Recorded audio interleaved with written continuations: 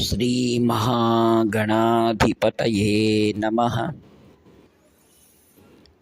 శృతిస్మృతిపురాణానాం ఆలయం కరుణాలయం నమామి భగవత్పాదశంకరం లోకశంకరం.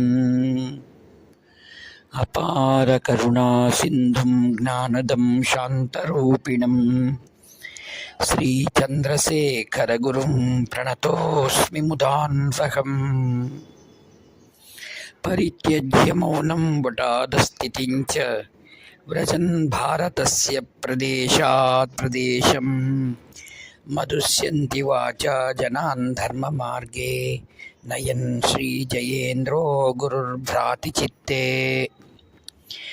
నమామః శంకరాన్ వాక్య విజయేంద్ర సరస్వతీం శ్రీగురుం శిష్టమార్గానునేతారం సన్మతిప్రదం. సర్వమంగళమాంగళ్యే శివే సర్వార్థసాధికే శరణ్యే త్రయంబకే దేవీ నారాయణి నమోస్తుతే. ప్రేమస్వరూపులారా,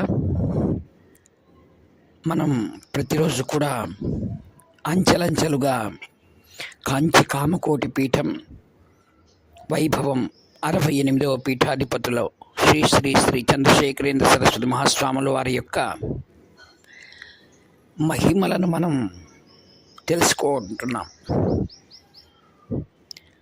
మీకందరికీ తెలియజేసినట్లుగా 1978 నుండి 6 సంవత్సరాలు మహాస్వాముల వారు దక్షిణాది యాత్రలో ఉన్నారు.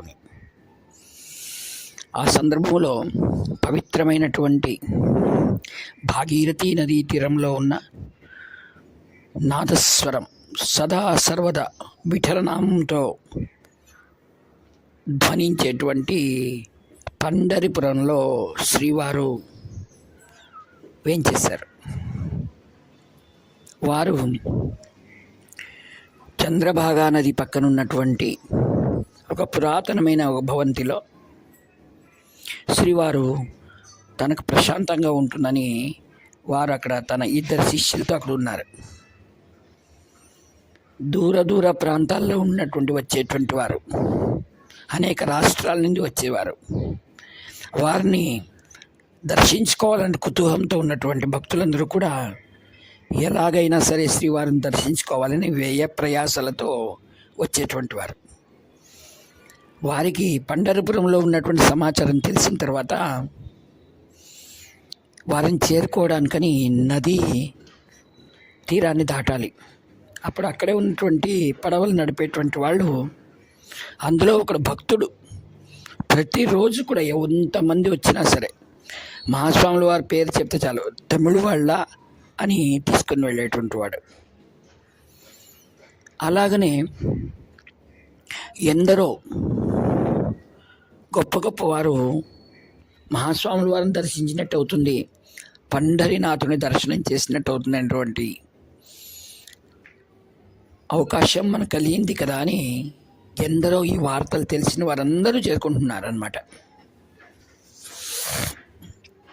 ఇది అన్ని పత్రికలలో రావడంతో చాలా ప్రసిద్ధి చెందింది. శ్రీవారి దర్శనానికి వచ్చేవారి సంఖ్య పెరుగుతూ ఉంది. శ్రీయుత Ramnath Goenka, Indian Express editor, ఆయన మహాస్వాముల వారి దగ్గరికి వచ్చి సాష్టాంగ నమస్కారం చేసి ఫలములు సమర్పించి కూర్చున్నారు. స్వాముల వారి మందాసంతో పత్రికలు మా వరకు వస్తున్నాయి కదా అన్నారు. స్వామి, మీరు ఎక్కడ ఉంటే అక్కడ జ్ఞానం, ఎక్కడ ఉంటే అక్కడ వెలుగు అన్నాడు ఆయన. ఒక చిన్న ప్రశ్న స్వామి అన్నాడు, అడగండి పర్వాలేదు అన్నాడు. ఏం లేదు, మీరు తమిళనాడు వారు ఇక్కడికి వచ్చారు, ఇక్కడ ఉంటున్నారు, అనేక ప్రాంతాల నుండి కష్టపడి ఇక్కడికి వస్తున్నారు కదా, దీనివలన ఏం ప్రయోజనం? ఇంత కుగ్రామంలో ఈ మారుమూలలో మీరు ఎందుకుంటున్నారు ఈ యొక్క భవంతిలో అన్నారు. స్వాముల వారు అన్నారు, మంచి ప్రశ్న అడిగావు, నా వలన ఎవరికి మాత్రం ఏం లాభం ఉంది? నేనా ఒక యతీశ్వరుణ్ణి, నేను ఎవరి నుంచి ఏం పొందడం ఏముంది, వారు మాత్రం నా వలన ఏం పొందడం ఏముంది? అయితే అన్నారు, ఏం స్వామి అనగా, నన్ను చూడ్డానికి ఎంతో దూరం నుంచి వస్తారు కదా, వారందరూ రైల్వేలో వస్తారు, అక్కడి నుంచి ఆటోలు తీసుకొని ఇక్కడికి రావడం, ఇక్కడ నుంచి పడవల్లో ఉన్నటువంటి వాళ్ళకు నిత్య సంపాదన కలుగుతుంది. అంత మాత్రమైనా నా యొక్క రాక ఉపయోగం అవుతుందంటే ఇంక అంతకంటే ఏముంది అన్నాడు. అంటే శ్రీవారు ఎంత చక్కగా ఎంత సరళంగా చెప్తున్నారు ఈ సమాచారాన్ని. అంటే ఏ ఒక్కరు నా వల్ల బాగుపడ్డా అంతే చాలు అని చాలా సంతోషించి ఆయన దీవెన తీసుకుని ఆ యొక్క రామ్నాథ్ గోయింక గారు తిరుగు ప్రయాణం వెళ్ళిపోయారు. ఇలా అందరూ వస్తున్నారు, వ్యాపారులు, ఆరోగ్యం బాగలేని వారు, విద్యను కోరేటువంటి వారు. అందుకే భగవద్గీతలు అంటారు ఆర్తో జిజ్ఞాసురర్థార్థి జ్ఞానీచ భరతర్షభ అని. అలా రైల్వే కోడూరు ప్రాంతం నుండి ఈ వార్త విని శ్రీవారిని దర్శించుకోవాలనే ఉద్దేశంతో అక్కడ పూలు పండ్లు అన్నీ తీసుకొని ఆ యొక్క పడవలో దాటుకుని శ్రీవారి దగ్గరికి వచ్చారు. స్వామివారి ముందు ఆ ఫలాలన్నీ పెట్టారు. స్వామివారు వారిని చూడడం లేదు, ఆ ఫలాలను స్వీకరించడం లేదు, మౌనంగా ఉన్నారు. వాళ్ళు ఎంతోసేపు వేచి చేసి చాలా నిరాశ చెంది వెళ్ళిపోతున్నారు.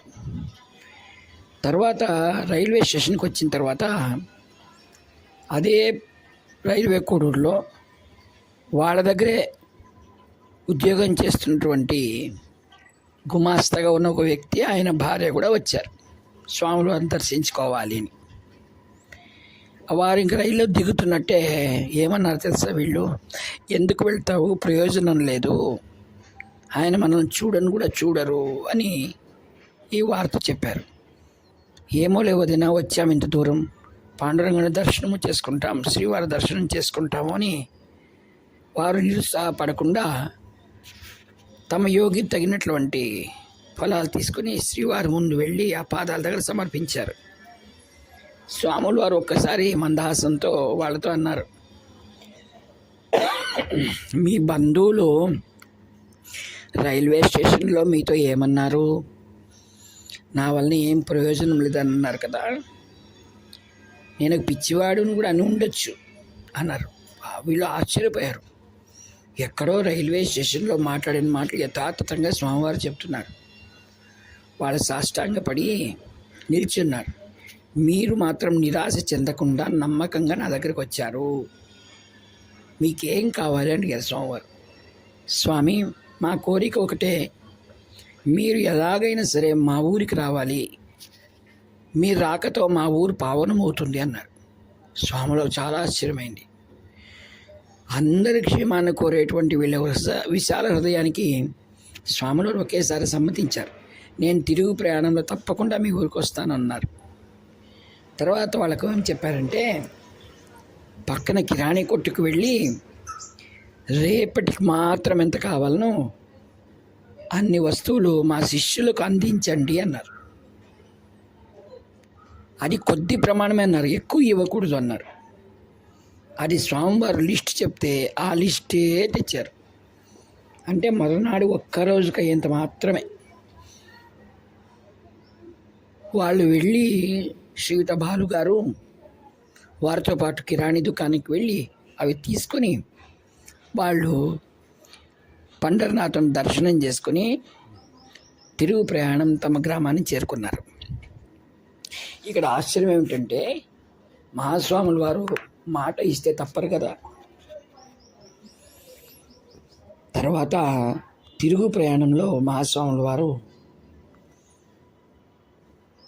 రైల్వే కోడూరుకు వచ్చారు. అప్పుడు ఆశ్చర్యం ఏమిటంటే, వారి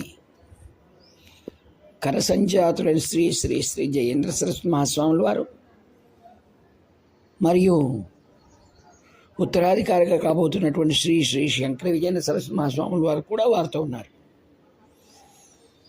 వారిది ఎంత అదృష్టము.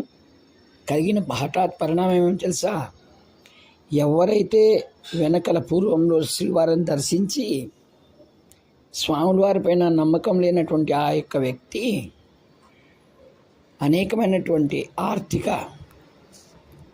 ఇబ్బందులు ఎదుర్కొని ఆ యొక్క తన మిల్లు ఏదైతే ఉందో ఫ్యాక్టరీ అంటే రైస్ మిల్ దాన్ని వీరికి అందించారు. ఎవరైతే స్వామివారిని దర్శించుకున్నారో చూడండి వాళ్ళకే అప్పచెప్పేశారు. అంటే శ్రీవారు వచ్చే ముందే భగవంతుడు నిర్ణయం చేశారు చూడండి, నమ్మకం అపనమ్మకం. అప్పుడు శ్రీవారు వచ్చి ఆ యొక్క రైల్వే కోడూరులో ఆ రైస్ మిల్లులో 3 days ఉన్నారు. ఇంకా ఒకటి ఏంటంటే పక్కనే ఆ ఊరి గ్రామ పెద్ద ఒక ఆయన రెడ్డి గారు, ఆయన ఈ ఆశ్చర్యమైన ఘటన చూసి స్వామివారిని తమ గృహానికి కూడా పావనం చేయాలని ప్రార్థించారు. స్వాముల వారు అలానే వెళ్ళి వాళ్ళ ఇంట్లో కూడా వారిని ఆశీర్వదించారు. ఆయన తర్వాత ఉత్తమ పదవిని పొందాడని మనకు తర్వాత తెలిసింది. ఈ విషయాలన్నీ మీకు పూసగూర్చినట్లు ఎందుకు చెప్తున్నానంటే, మేము తర్వాత రథయాత్ర చేసుకుని ఈ ప్రదేశాలకు వెళ్ళినప్పుడు మేము ఈ విషయాలని వారి ద్వారా ప్రత్యక్షంగా విన్నాం. తర్వాత ఆ రెడ్డి గారి ఇంటికి వెళ్ళి మేము ఏ ప్రదేశంలో మేము స్వామివారు వచ్చారో ఆ ప్రదేశాన్ని మేము చిత్రీకరణ చేస్తామంటే ఆయన అన్నాడు, ఇల్లంతా మారిపోయింది స్వామి. మొదటి చిన్న ఇల్లు ఉండేది, స్వామివారు వచ్చినప్పుడు ఇది చాలా పెద్ద భవంతి కట్టుకున్నాం, ఎలా గుర్తుపడతారు, ఎక్కడ కూర్చున్నారని అన్నాడు. నేను అన్నాను, మీరు గోడలు మాత్రం మార్చారు కానీ భూమిని మార్చారా అని అడిగాను. ఆయన ఆశ్చర్యపోయాడు రెడ్డి గారు. మీ రథయాత్ర ఎప్పుడు వస్తుంది చెప్పండి, నేను ఏం చేయాలని అన్నాడు. మీరు స్వామివారి పైన భక్తి ఉన్నట్టయితే ఒక పని చేయండి, స్వామివారు వచ్చినప్పుడు ఈ రథయాత్రకు మీరు ఘనంగా మేళతాళాలతో స్వాగతం చెప్పండి అంటే ఆయన అన్నాడు, నేను మెడ్రాస్ నుంచి వేద పండితులు పిలిపిస్తాను స్వామి అన్నాడు. నిశ్చయమైన తారీఖు నాడు మద్రాసు నుంచి వేద పండితులు వచ్చారు. మరియు మేము చెప్పాము వారికి ఊర్లో అందరికి కూడా అన్న సంతర్పణ చేయించమని. ఆ యొక్క రెడ్డి గారు చాలా సంతోషించి మేళతాళాలతో ఆ యొక్క రథాన్ని స్వాగతం చేసింది కాక ఆ యొక్క పాద పూజలు చేయించి ఆ యొక్క స్వామివారి విగ్రహానికి తర్వాత ఊర్లో అందరికి కూడా అన్న సంతర్పణ చేయించాడు. మరి ఒక ఆశ్చర్యమైన ఘటనను మీకు ముందు రాబోయే తరంగంలో మీకు అందిస్తాను. హర హర శంకర జయ జయ శంకర, హర హర శంకర జయ జయ శంకర, హర హర శంకర జయ జయ శంకర. ఈ వాక్పుష్పములన్నీ కూడా నిరహంకారపూర్వకంగా శ్రీచరణంలో వారి దివ్య పాద పద్మం సమర్పిస్తూ సెలవు తీసుకుంటాను. ఇట్లు మీ ప్రియతముడు నివర్తి నాగభూషణ శర్మ.